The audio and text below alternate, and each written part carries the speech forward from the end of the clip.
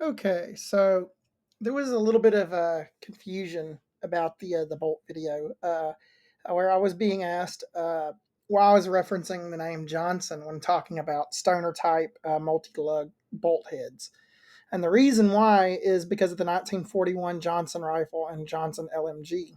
Both are very fascinating guns, by the way. I wished I had one to show you guys, but they're exceedingly rare. Like I'm talking, they cost they cost the same as a used car, basically. So you're not gonna come across those at just any old gun show. Or there's, sadly enough, there's one on Gunbroker that floats around that's a butchered up.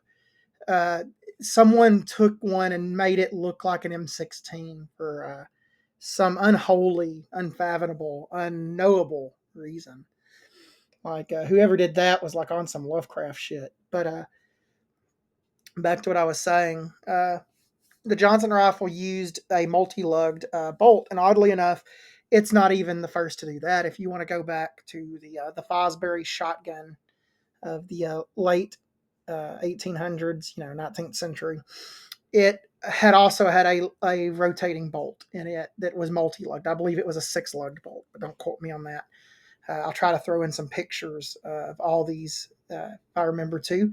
Uh, I wished I had them to show you guys to compare with an AR or the AUG bolt, but I don't. So that's unfortunate because they're very rare and expensive. But yeah, that's just to clear up some confusion. What I was wanting to tell you guys. That's where I'm referencing that. Melvin Johnson was the man who came up with that patent originally, I believe. And essentially, the AR has a lot of its own unique things. I'm not obviously saying it's not a copy in any way, especially the mechanisms are completely different. The Johnson rifle uses short recoil. So essentially the same operating mechanism your Browning type pistol uses, it uses just in a rifle caliber with a rotating bolt head. So the whole barrel moves back the couple of millimeters to delay the opening of the action. And that momentum essentially forces the carrier back, which unlocks the multi-lug bolt and cycles the gun.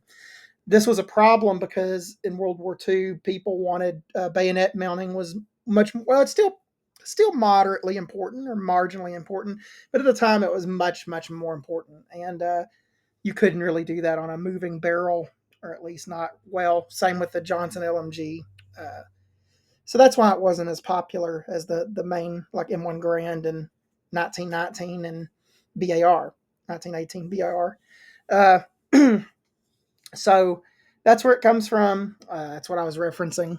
And I just felt like I would tell you guys that. And I will talk to you guys in the next video because I got some interesting ones coming up. Just a little 3-minute video. And I will talk to you guys later.